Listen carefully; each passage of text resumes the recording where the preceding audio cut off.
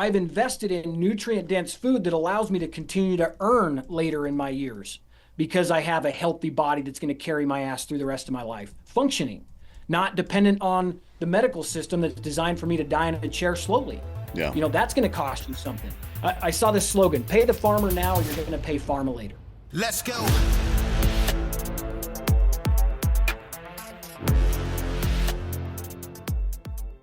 Welcome to Citizen. We got a special guest today, CEO of FromTheFarm.org. Say the whole thing. AJ Richards, how's it going? I'm good, man. How are you? Living the dream. It's actually not 1,000 degrees in Texas today for a change. So, Good. before we get into all, we're going to talk about food today. Before we get into that, let's talk about you. Where'd you grow up? I grew up in St. George, Utah, next to Zion National Park. Mm-hmm.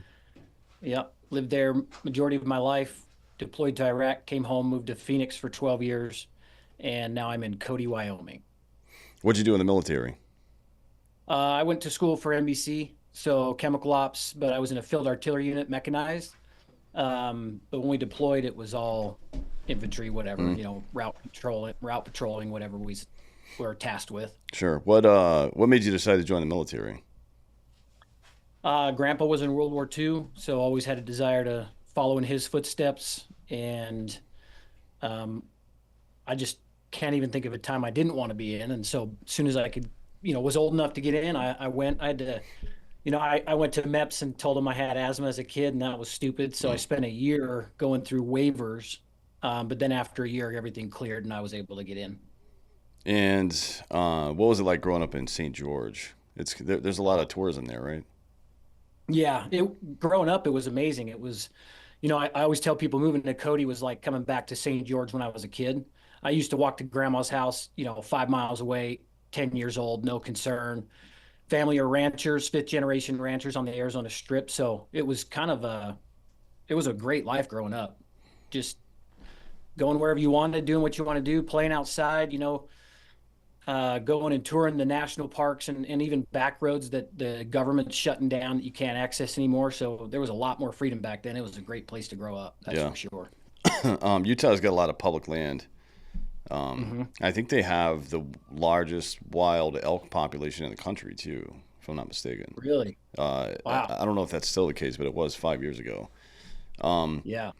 So on that note, people that grow up in places like that tend to have a better connection with the earth, than, it is a sad reality. There's a lot of people, millions and millions of people who've only eaten food out of packages for their whole lives. You know what I mean? I mean, that's fucking crazy to me, but that might be getting to be, with the large urban centers we have, that might be the case for a plurality, if not a majority of people at this point. Yeah, I agree. I visited a guy down in Brooklyn, New York, and he was trying to fight because they're in a food desert. It's all packaged. It's all cheap crap that they have access to. There's really no fresh food available to them down there unless you go to like a Whole Foods, and that prices a lot of people out. So I agree. I think most people have no idea food and its origin or what real food is. And it's becoming a norm, unfortunately. That's what we're working to fight against. Well, what is real food? Real food to me is what grows naturally of the earth, whether it's livestock that's fed off of natural growing grasses or, your fruits and vegetables that are just coming right off the plant. That's real food. If it's manufactured or tampered or maybe developed in any way, if you can't look at the package and it says one item, like dairy, just dairy, not dairy and all these other additives or whatever. That's to me what it is. But even a lot of our grocery food is genetically modified, and I don't consider that real food either. I think that's been tampered with. So real food is just natural heirloom seeds that came from generations of seeds prior, and now we're still consuming it, and they're disappearing. And there's this balance in a lot of people's minds about having the ability to feed everybody and having the ability to feed them well, right? And Yeah. a lot of people, I would say most of the people in the industry don't believe that you can feed people well, not at this scale that we're at now. Um, and that's probably true if you allow somebody else to do it for you. That's probably true, right? Right. Like the urban centers are too large now. You can't slaughter, pack, and ship something in, 2 to 3 days across, a mat, like Yep. in between two very large cities, for example. It's just not going to happen that way, unfortunately.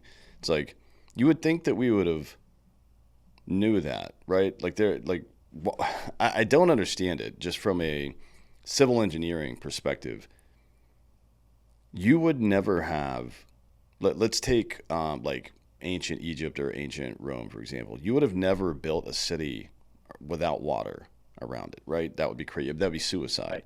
Like you would die. Right.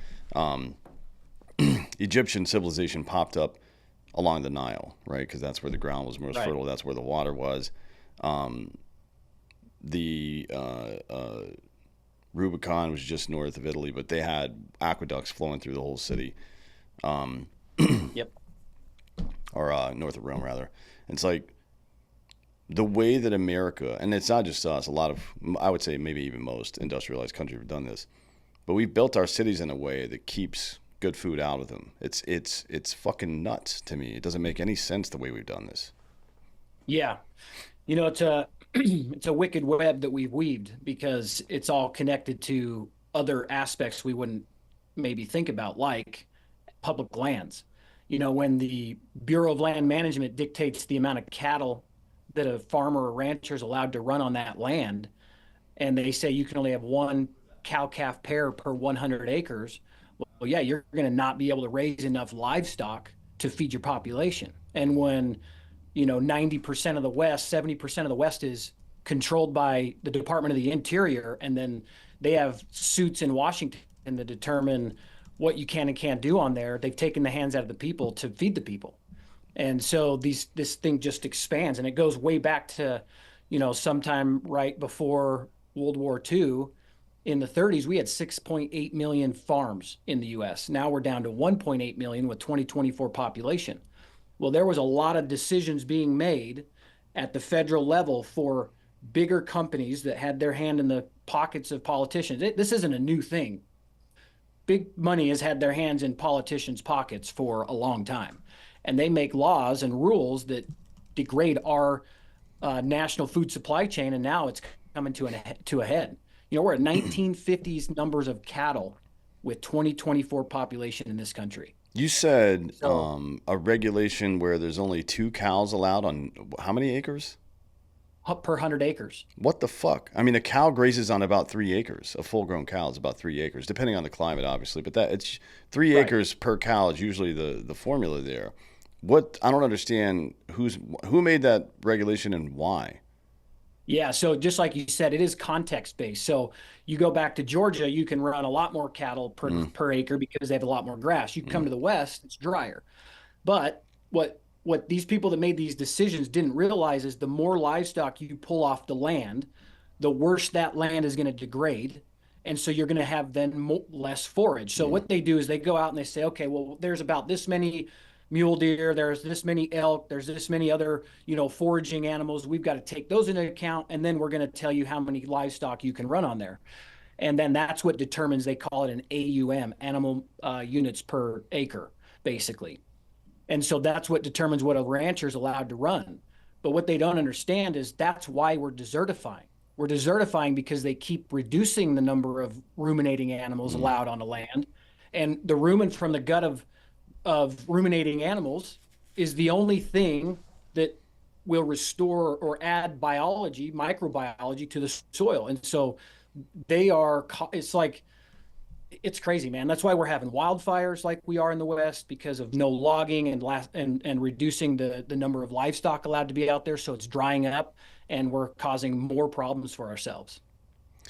Man, that's why it's a very oh, what's going on there? That's very interesting. I don't understand why people who are actual experts in this aren't taking care of this stuff. You know what I mean? I mean, that's dumb. Yeah. Forget about even, I mean, the biome and stuff in the soil is one thing, but just nitrogen in the soil. Like none of that grass is going to grow without nitrogen. And where the fuck's it going to come from if it's not cow shit? You know what I mean? Yeah. Like it doesn't that doesn't make any sense.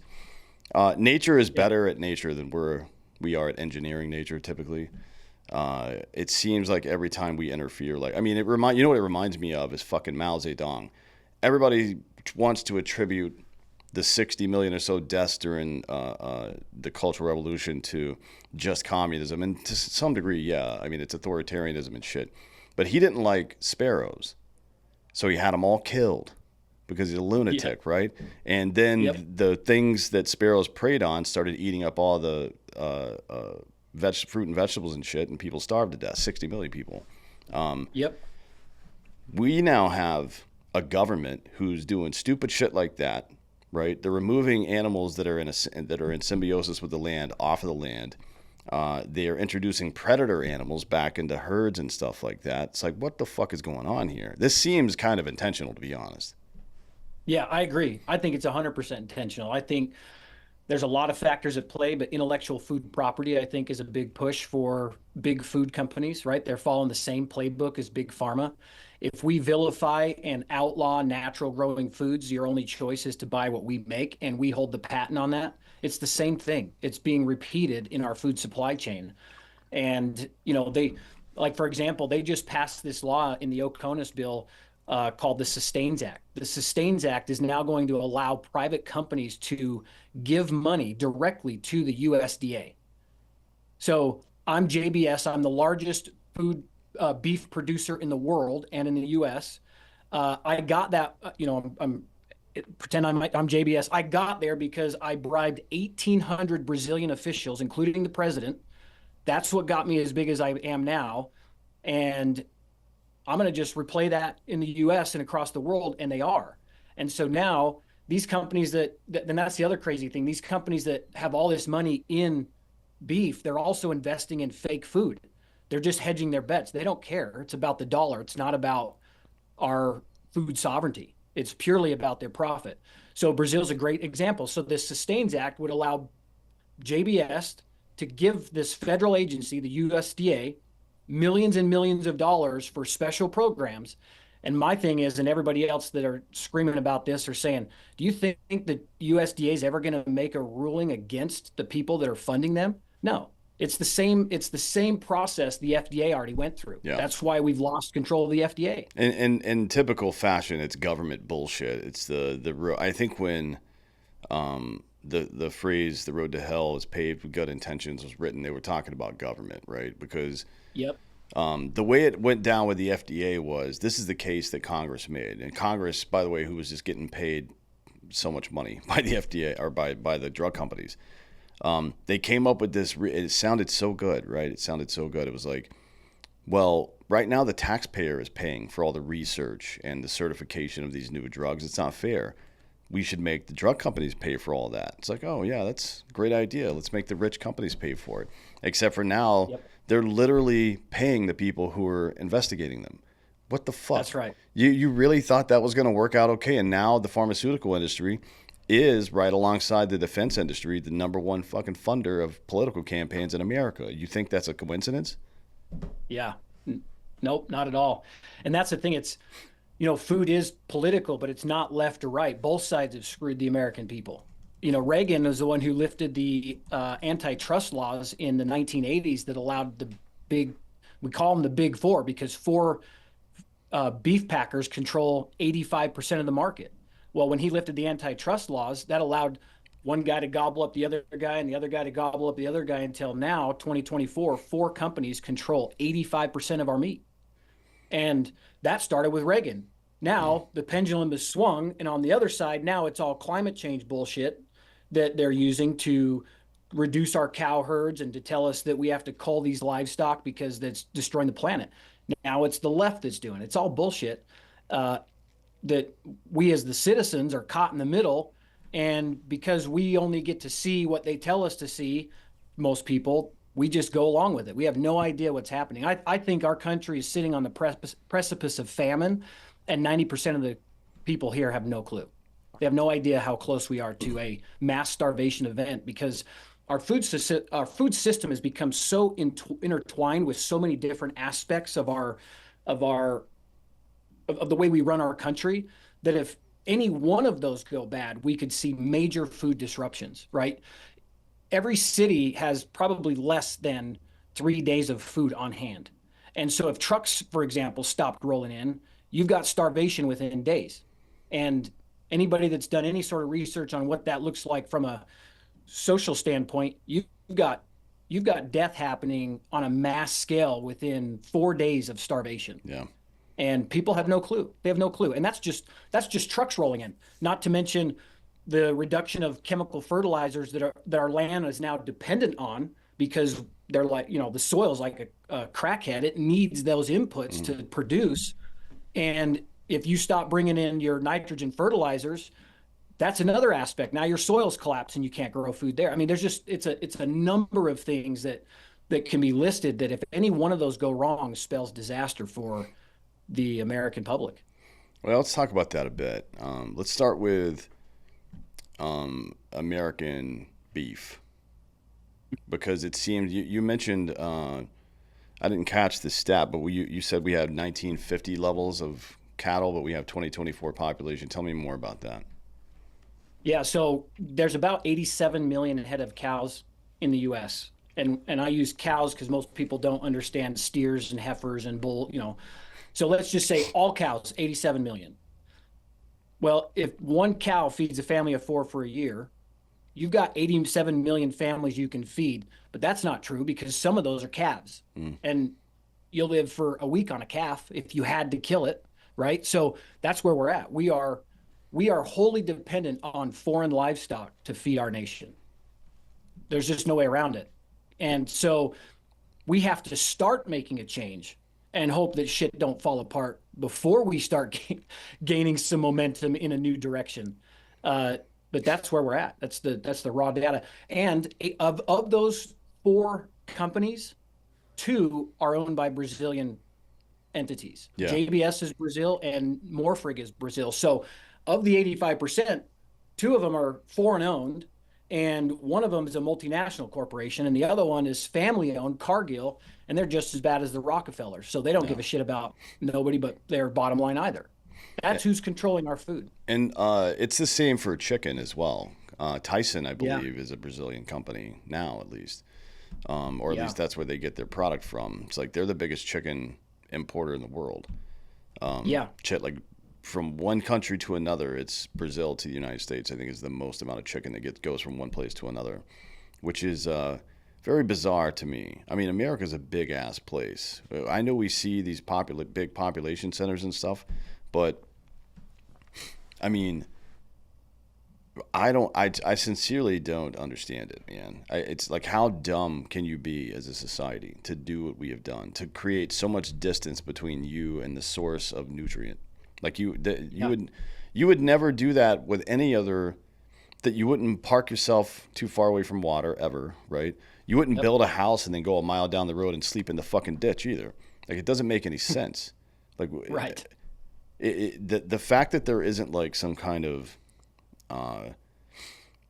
like massive bioproducing facility right next door to every city in the country is bananas to me. It just doesn't make any sense. Yeah, and it is a cop out when people say, "Well, we can't feed the country." Well, we're not trying to feed the country.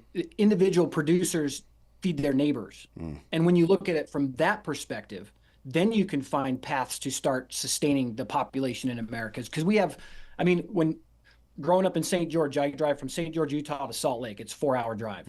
You should see thousands and thousands of head of livestock roaming through the wild or through these ranches from St. George to Salt Lake. You're lucky to count 1,000.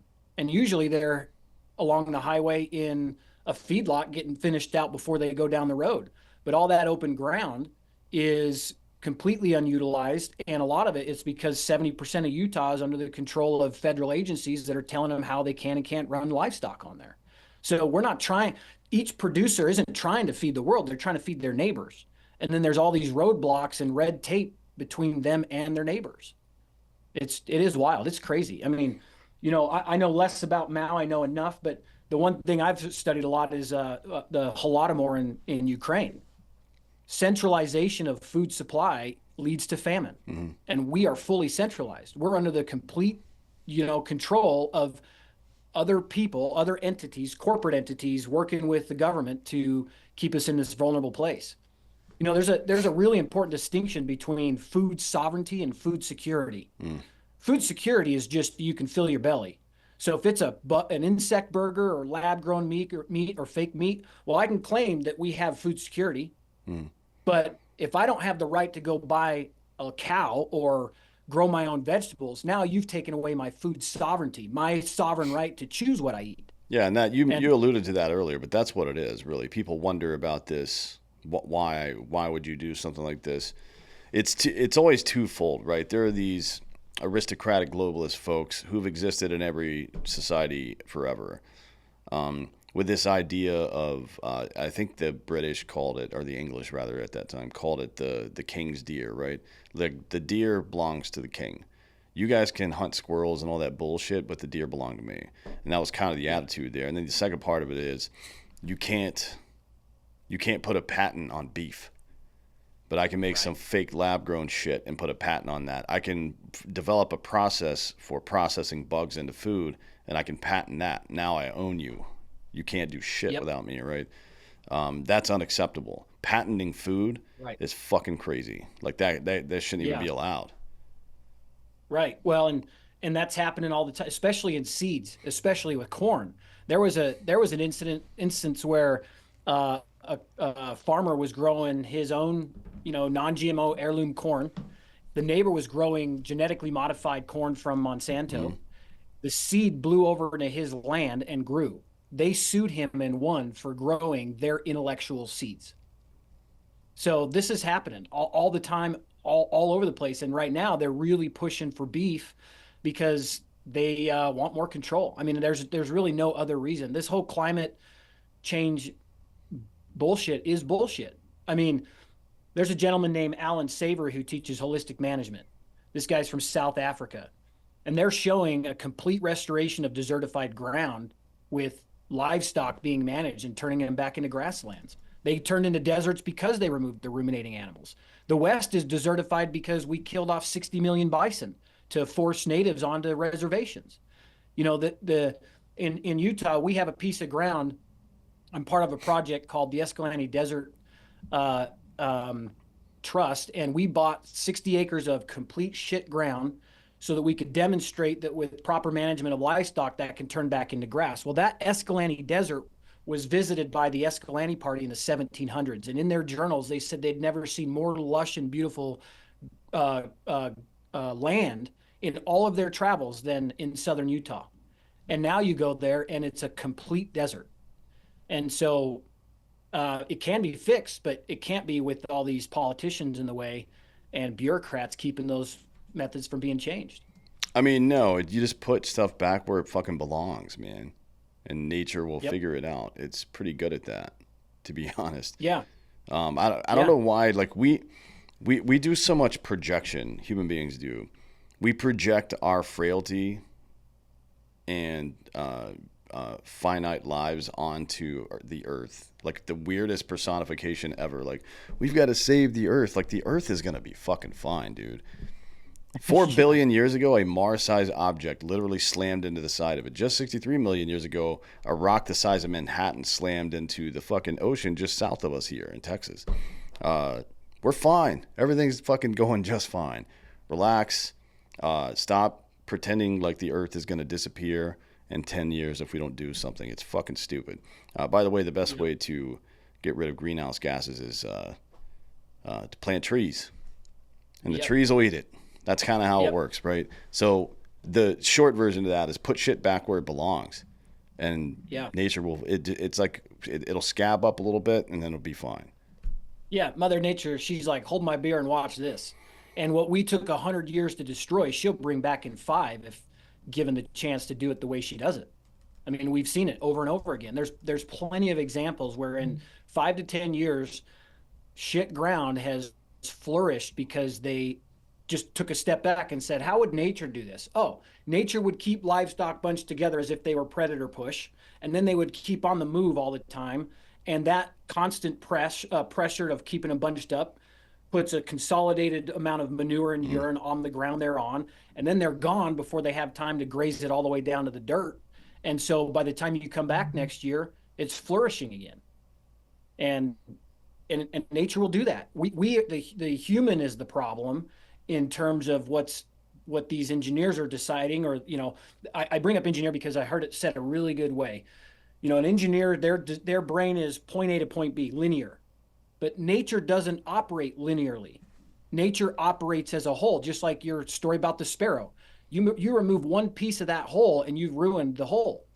So you have to get back to that cycle, and you'll see some incredible things happen, including more rainfall. You'll fix local water cycles when you have more grass.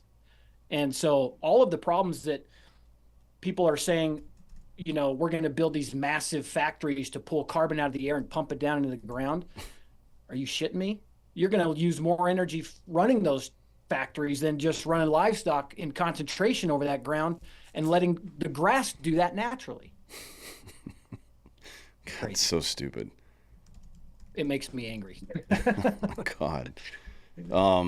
That's really dumb that we would even consider doing something like that. Is insane. So I'm gonna get back to this. I'm gonna get back to the food part of this. You say that the average city has 3 days worth of food, right? What do you mean by that? Like the stores and the shipping, like the distribution centers, like the central hub, all that included is about 3 days worth of food? Right. And we've already seen it. Look what happened during COVID in big cities. They started limiting what you could buy. If you wanted to buy 2 racks of ribs, you couldn't. You could only buy 1. And that was if it was even on the store shelf. And that was just COVID. So you had a disruption that already highlighted how vulnerable we are. It's not even a guess. I mean, it's that simple. Store shelves were empty. And so now you have another black swan event and no trucks are rolling into a city. It is not very long before those shelves are wiped out and people have no more food. Yeah. I mean, shit's going to get real pretty quick. Yeah. After that, I mean, there'll be looting first. I would imagine. I mean, some people would probably leave, but I think a lot of people would start looting the place. And once there's nothing left at Walmart, they're going into the fucking neighborhoods, I would imagine, right? That's right. Nobody's going to starve to death. So, that would be a pretty bad situation. And we have no real plan for any of that shit. I can tell you that, having worked in emergency management before, we have no plan to deal with that stuff. No. I mean, maybe the local National Guard would bring MREs and stuff, but they probably have enough for maybe a week, but probably not even for the full population, probably not even that much. And you can't exactly feed a baby, fucking jalapeno cheese spread or whatever the fuck comes in those things these days. Yeah, exactly.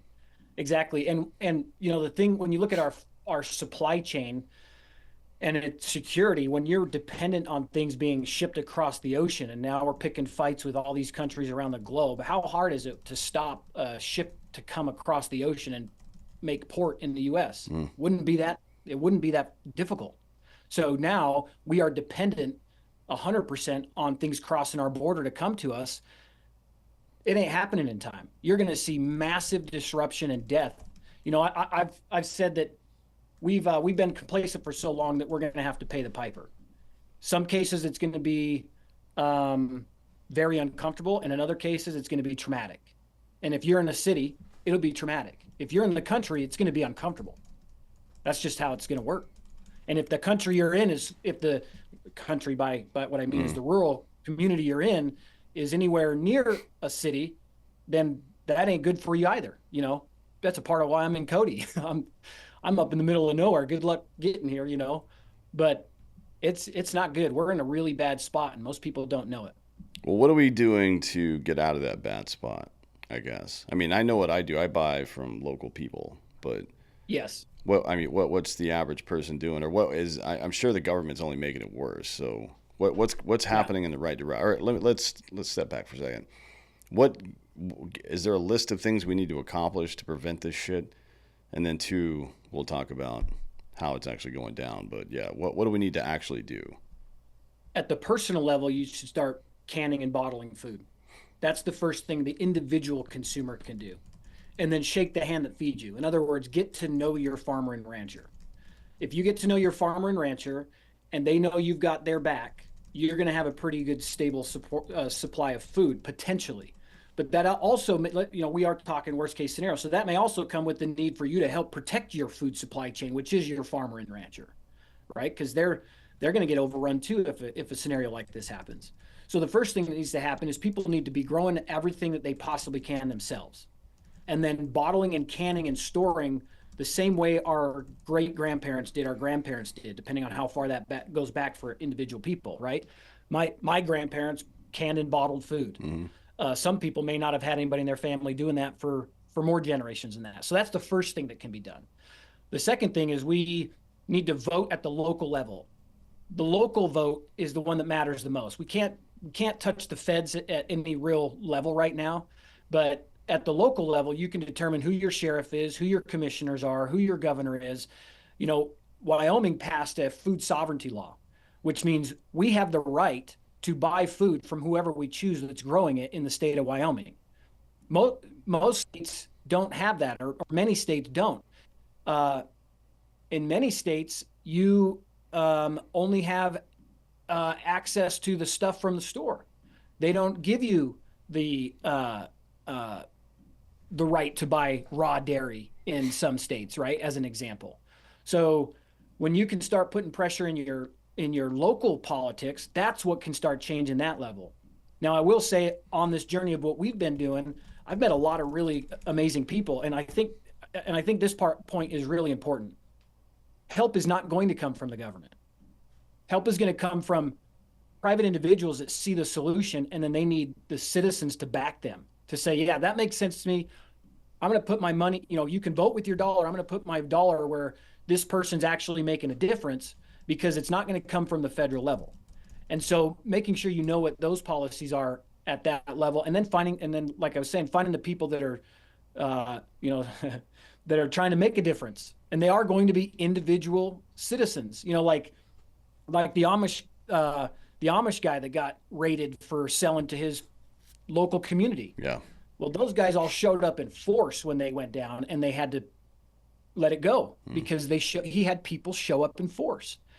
In Oregon a few months ago, you had a big dairy lobby trying to make small dairy, meaning if you had your own cow and had an improved area where you were milking that cow, this big dairy group tried to make them follow the same regulatory rules that the big dairy did. So that meant you would have to go pour concrete, build all this additional infrastructure, which would make it not viable to have one cow. Well, citizens rallied on social media and they dropped it. So we can make a difference. Beyond Meat tanked. Why? Because the citizens said, we don't want that shit. Mm-hmm. They got millions and millions of dollars to make fake food, and propaganda tried to say this was the next big thing and it's going well and all this stuff. Well, a short few years later, it tanked because the citizens said, no, we ain't doing that. I want real food. And so find the people, the helpers in your communities, and rally behind them so that you have a force to push back against bad policy that will inevitably come down the pipe. Yeah. I was just thinking. Sorry, I'm taking some notes here. There is a real opportunity for somebody to do something that actually helps people right now. Not like Bill Gates genetically engineering fucking mosquitoes and shit like that. But technologically speaking, we're in the early years of AI now. But anybody that runs a large farm knows exactly how AI has been part of farming for some time now, right? So one of the ways that it's used, for those of you who don't know, is rain prediction models, and they'll decide based on that when the best time to both plant and the best time to lay nitrogen ahead of the plant, right? So people that grow like soy or corn or something, whatever, sorghum or anything like that, they'll use this program. It'll tell them when to do these things, and then when you go out into the field with your planter or with your planter, it'll stuff a core of nitrogen down into the ground, right? And then 8 months later, or however long it is, usually about 6 to 8 months, the same machine will come back and put the seed exactly where that nitrogen was, right? So now you have a 20% boost nitrogen in the exact spot where you put your seed. If somebody can take that tech and shrink it down into like a push lawnmower size or something, like a handheld tiller or something like that, then you will make billions of dollars, because every motherfucker on the block will buy a $400 version of that, and they'll plant their own garden immediately. And you can create food security in a way in the U.S. that currently does not exist. Yeah, that's right. I think, one of the things that's happening right now, one of the largest movements in the U.S. is homesteading. Mm-hmm. People are leaving the suburbs, they're leaving the city, and they're going to buy their own piece of ground and start growing their own food, and maybe they'll have a little extra for their neighbors. That's very reminiscent of the victory gardens of World War II. And for those that aren't familiar, during World War II, they said, hey, we got to feed our troops in Europe, so we need every family capable to grow their own garden so that you can be self-sustaining, so we can feed our troops. We're in the same spot. Homesteading is going to be, I don't see it slowing down anytime soon. And those are the people growing those small gardens in their backyard that their neighbors are going to be able to depend on. Mm-hmm. And that's a good thing that's happening. But yeah, you're right. If there's a ton of opportunity to change the way things are, because the system is breaking, and it's those people that are looking for the solutions that are going to come up with them. And the challenge is not letting that be snatched up by the big corporations that already exist. Yeah. Because they'll take it and either shelve it or bastardize it for their own purposes, and we're right back where we started. So it's got to be a solution that also comes with a code of ethics that the people have started to actually make a long-term difference. Yeah, and then, there's so many ways to integrate this stuff into business, private business. It's already happening. I mean, just off the top of my head, I would have, I would contact property developers and be like, hey, carve out one of the parcels on your land. Maybe it's one that's doesn't have a great view or something like that, and put a community garden in it. Charge the plot of land is going to be worth, if you bought it as a whole, retail value, maybe maybe $150,000. Just make that part of the first 10 years of the HOA or something, right? Now you've got a community garden inside of these things. There's so many ways to accomplish shit like this if people actually wanted to do it. And that's the next part. We can talk about, what would work or what won't work, and how to do things and what should happen. But what's actually fucking happening? Is anybody really making moves on this stuff? Yeah, well, we are definitely one of those groups. So we started a fromthefarm.org to help people get back to the source of their food so they could meet the farmers and ranchers where they're at. If we can build and bolster the economic development of the people already growing food, they can expand. And if we can create a marketplace that makes that transaction simpler, like our vision is like Airbnb. Airbnb, look what they did to short-term rentals. It exploded. And it allowed a lot of people to make a lot of money on the side by renting out, you park a trailer on the side of your house and rent it out. So they simplified that process. So we simplified the process in selling direct for customers to find those sources, so that, somebody that wants to go on a homestead, they might be trying to figure out how to pencil it out. Well, we build a system like this and well, shit, these guys need more food to satisfy the customers that are there. I'm out. I'm going to build my 1 acre market garden, and I'm going to post it right online and get it sold. So that's what we're doing in particularly. And fortunately for everybody else's sake, I ain't the only one. There's about 6 or 7 platforms out there trying to do the same thing. And I think that's phenomenal. I applaud the competition, because we're all in the same fight. Mm-hmm. I'm kind of my origin story with this whole deal in 2020, when the stores broke. I was selling beef for my family's ranch direct to consumer. And the reason we had a shortage is because our meat packing plants are centralized. We've got 20 or so plants that process 85% of our beef. 20. Now there may be a little bit more than that, but it's not a lot.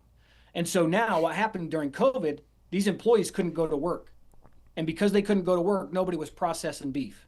And so I called to get my next round of slaughter for my customers at my local slaughterhouse, which never took more than a week to get me in. And they said, we can get you in 18 months. Oh my God. And I said, what? So now I've got a list of customers waiting for their next order, and I have nowhere to get my livestock slaughtered. So we drove all over the state of Utah, getting our processing done wherever we could, just to squeeze in a few cattle to keep our customers fed. And then the margins were so slim that didn't make sense at some point either. So we had to shut it down. I took a step back and reimagined how this needed to be fixed from the ground up. And that's why we built From the Farm. But one thing that certainly happened during that time is I'm like, yeah, somebody should do that. But I'm slinging concrete and do whatever I could to make ends meet at my home. And I don't know anything about tech. But then I couldn't sleep because I kept seeing the picture of this face of a guy when we took some care packages to a home in Iraq, and he was standing off to the side watching us feed his family. And now I laid my head, I didn't think about this guy ever. And now 20 years later, I lay my head down at night and I see me as him watching somebody else feed my kids. And I'm like, no freaking way. So what do I got to do to figure this out? And then that's when the journey started. And it's for, I got to feed my kids. I want to make sure my kids have small family farms and ranches to buy from, or my grandkids. And that's really where we're at. Yeah. So yeah, there's a lot being done. It's just hard to hear because the airwaves is dominated by propaganda. And so unless you get off the mainstream sort of hamster wheel, you're not going to hear about what's going on. So Yeah, man, it's I remember running into this back in the early 2010s in California. I had a co-op is what they called them back then, right? It was like you could buy anywhere from an eighth to a full side to two sides of beef at a time or whatever, but usually you would buy a portion of the animal and other people would buy the rest. Same thing with like vegetables from local farms and shit like that. I lived in Oakland, so there was a lot of in the Fruitvale area. There's all kinds of farms out there, and it was like it wasn't like it is now. The tech wasn't there to support it in that time period, to be honest. But now it definitely is. I mean,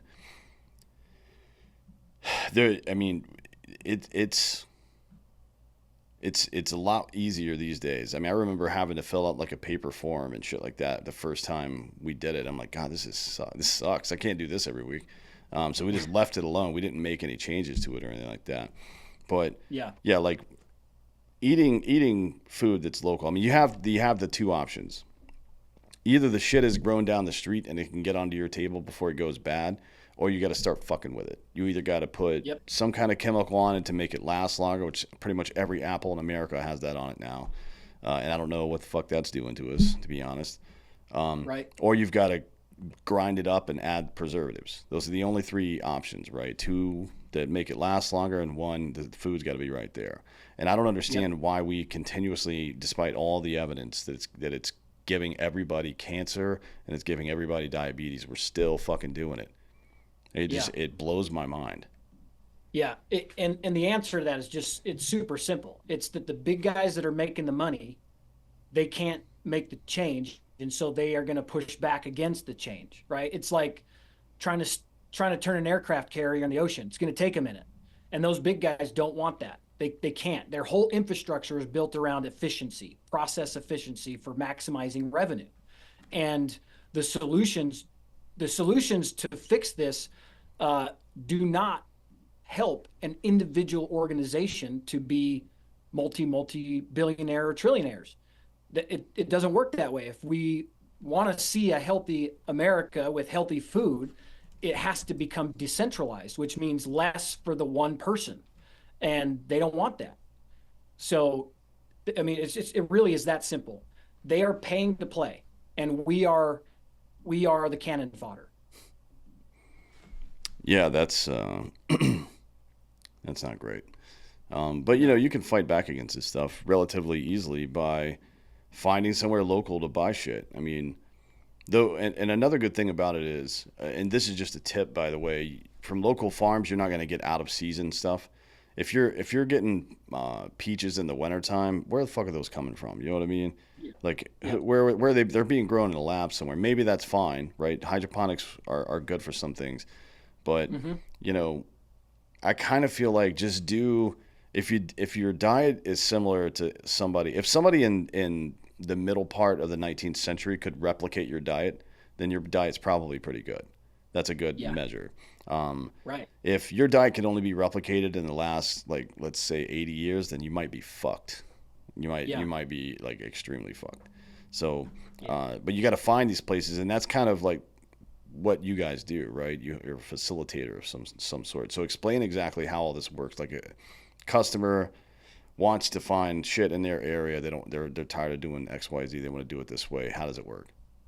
Yeah, so you would go on to fromthefarm.org. We have verified that every producer on there is truly a family-owned farm and ranch. That's the only verification we do. You need to talk to them and get to know them and make sure, if you're a grass-fed and finished person, they'll post that on their site, on their store on our website. But you should get to know them and ask them the further questions that matter to you. But we do verify that they are a family-owned operation. So you go on there and it's a marketplace, just like any e-commerce store. Shop around for what you're looking for, check out, and it'll be sent to you or you'll pick it up. Our long-term vision is hyper local, but this is a long-term process. So what we ask people to do right now is find a producer on our platform that meets the standards that you have and let them ship it to you. At least you're going to get good food and you're going to help us with the momentum we need to bring in more producers until eventually we have tens of thousands of producers across the nation where you can get it direct. The benefit on that other side for the producer is that they start saving a ton of money in shipping costs or materials, right? Boxes and insulation and packaging, which some of that gets passed on to the customer, and it should. So now, when it becomes more local, if I hand you an empty bag and you hand me a full freezer bag back, that that bag gets reutilized. So I'm spending less money on the materials to get the product to you. I'm spending less fuel, no shipping costs because we've localized it. We're not there yet, and nobody's offering that much of a network yet to fully offer those solutions. But that's what we're working towards. Our first goal is to have one producer in every state, so that no matter what, you can get it shipped within the same state. And then eventually, we want to see one within every county. So now you're getting it within your county, and then within your town. But we're talking about a food system that's been destroyed over the last 100 years. It's not going to be turned overnight. Now, the beauty is with technology. Look how fast Uber changed the taxi industry and Airbnb changed the hotel industry. It can be done because of technology rapidly, and it is a fortunate time for us to have this technology available. I mean, like our software, for example, my partner and advisor is a software developer. That's why he's on. When I first found the first guy to flush this out, he's like, great idea. It's going to take a lot of research. Mm-hmm. We built our system for a fraction of what it cost him when he started in 2011, because certain tools that didn't exist for them, where they had to hard code certain things, now it's like a Wix website you drag and drop, and it's much simpler and much more affordable. So we are taking advantage of the technology growth that we've had to, we take advantage of the modern technology and combine it with the wisdom of the past when it comes to our producers. That's what we exist for. So we're going to use tech everywhere we can, AI everywhere we can, to minimize our overhead, so that we can funnel all of those resources into getting more people to buy from local producers so that they make more money, so we stop losing them. We're losing 20,000 ranchers a year. We've been losing them at that rate for the last 5 years. And so first step is to stop the loss of our small family farms and ranches, but you can't sustain a broken system, because then it's just broken. You have to have a path to regenerate that system. And what we're focused on is a new agrarian movement. If we make the process simple through technology, more people can get involved and make money growing food. Yeah, I mean, we're in a creator economy now, right? Everything is micro, from micro influencers to micro advertising, even. Yep. And it is the perfect opportunity to decentralize this whole thing, right? I mean, it would be relatively easy. Decentralize it in a way also that you can still make money on, like the shit I'm talking about with carving out a parcel of land, that builder's still going to get paid for that, right? And then you could start, Right. somebody could start a company that provides all the materials you need, like a farm in a box, just shows up, right? Plant everything. Here's all your nitrogen pellets. Here's all your seeds, whatever the fuck. Here's your little contraption that'll plant everything. It's like you can still make money doing this, and you should, right? Yep. Like there's a way, Yep. there's a way to make quite a bit of money returning sovereignty back to people, and I just don't. I don't know anybody who does that sort of thing with the tech. It, You know what I mean? So like what I mean like developing products and stuff like that.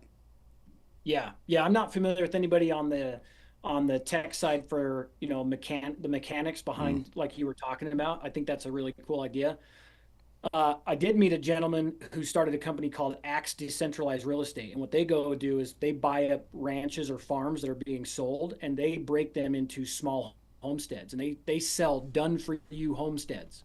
So you can go basically, let's say you buy 10 acres and it costs you 150, 200 grand. Well, if you want, you pay them an extra 100 and you can walk right onto the place with all the fencing and water infrastructure for the livestock you need for your own homesteads. So individual people, like I was saying, are coming up with solutions for this problem we're facing.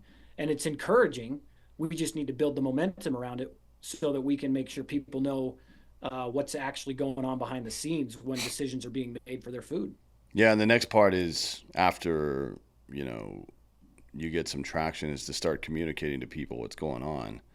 Um, there's a lot of Yes. distractions out there these days, but I know people are struggling with grocery store bills right now. How are you guys reaching out to folks and letting them know what options they have? Like, what kind of marketing are you doing? Yeah, so we're primarily on social media. That seems to be the best place to meet people. My social media, I had like 2,000 people on Instagram, and then after about 3.5 years, I took 3.5 years of R&D before we coded our first line of code because I wanted to make sure if we're going to build this, I want to make sure it actually helps. And so we did all the work to put this together, and then when I announced on social what we were doing, I went from 2,000 to 100,000 followers in 6 months because people are looking for that. And so now I have to be careful with my words. After I called a few people out, the shadow banning started and my growth slowed way the hell down. Um, but collaborations through people that have reach is helpful. I mean, that's going to be a big key to our success is teaming up with the right people that have big reach so that we can, you know, get in front of enough people because we don't have the same, we will never ever beat the guys that exist dollar for dollar. Hmm. It's not possible. It has to be through the will of the citizens that can see the problem and they want to rally to make sure that changes. Because if you don't, you are going to be hungry. That's just really, if we don't change what we're doing, we will see hungry people here. I don't think it has to be that way. I think we're on the precipice. I think we're close. So the time to act is now, but it's not completely improbable that we can turn this around yet. Now, if there's, that's barring some major war, calamity, or whatever, but there's a chance. Yeah, We've got to shift, but we've got to move quick. yeah, I agree. I mean, look, there's a lot of stuff you can do. There's a lot of stuff that can be done with all this. But the first thing you got to do is start paying attention. You Yep. know, it's like Yep. the people ask me all the time if I'm worried about shit going down. I'm like, no, not at all, because I know that I can sustain myself pretty much indefinitely where I am. It's like, well, that must be nice. Like, yeah, it is nice. I did it on fucking purpose, dude. And look, not Yeah. everybody wants to do all that stuff. That's fine. Like, we don't have to be breaking our backs in fields and shit like that. But there's smart things that we can do to insulate our food supply chain from the people who are frankly trying to destroy it right now, and then they're trying to destroy it Right. in order to destroy American culture and control your ass. So it'd be very good to get involved in some of this stuff. Before we get out of You here, mentioned yeah, go ahead. Yeah, you mentioned something I think I should touch on, Sure. which is about the cost of food, right? Mm.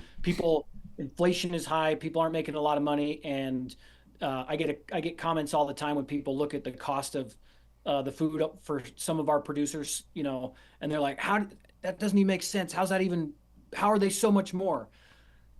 But people are comparing apples to oranges, not apples to apples. the food you're buying right from the source, one, it's your food security and sovereignty. Because if you're supporting them, they'll be there. There's value in that. But then you start talking about the nutrient density in that food. You don't have to eat as much to sustain life when you're buying high quality nutrient dense food. The stuff you're buying at the grocery store is not that. So you need to spend more. Matter of fact, you'll probably find out that if you learn how to cook at home and you buy right from the source, it won't be as much as you're spending at the store for many people, because we waste a lot more than we realize. And I usually turn that question back around too. And I say, look, human beings need what? Three things: food, shelter, and safety. Food being number one, food and water. Are you focused on that as an investment, or are you just so complacent because things have been so easy that you don't realize that that is an investment? My shelter was an investment. My safety is an investment. I go buy a new rifle. I don't balk at the price because I see the value of having that rifle and the investment I made. It's the same thing for us in our food. We buy right from the producer. It costs us more, but we understand the value we're getting. So we're going to invest in that. And when I'm older, I've invested in nutrient dense food that allows me to continue to earn later in my years, because I have a healthy body that's going to carry my ass through the rest of my life, functioning, not dependent on the medical system that's designed for me to die in a chair slowly. Yeah. That's going to cost you something. I saw this slogan: pay the farmer now or you're going to pay pharma later. Yeah, 100%. That's just the reality. It is, yeah. I mean, just to touch on that point with some actual data, the nutrient, and this isn't the case for everything that's in beef, but grass-fed versus farm or factory farm beef is typically about 2 to 3 times higher in B vitamins and quite a few others as well. Like, you're talking about double or triple the nutrient density. So you're not. Good Lord, man. It's like we're eating food that's not real. When you go into the grocery store and you look at the beef and pork that are in there and you see this bright white fat on it, it's like, that's not what fat looks like in real life. That's corn that's been turned into fat. That's not like nutrient. There's no nutrients in that stuff. Yeah. It's like, yeah, we're not good at realizing or recognizing. I think we've been penned into these markets for so long that people don't even know what real food looks like anymore. And a big part of this is going to be educating people what to look for. Like, you go into your grocery store, go over to the butcher counter and have them carve you something up. And if it's got a yellowish hue to the fat, all set. Typically pretty good there. But if they don't even have that, you got to find something else, because you're not eating anything. You know what I mean? You're getting protein and fat and shit like that, but you're not getting any of the nutrients that you're supposed to be getting out of there.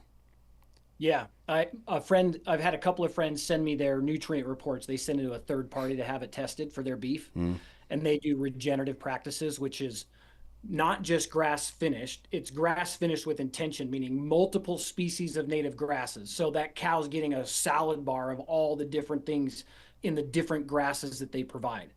Their essential amino acids and non-essential amino acids were like 70% higher than corn and grain finished beef. Their omega-3 to 6 ratios were perfect. What COVID did was destroy people that were inflamed. Those who weren't inflamed, you pretty much got over it, right?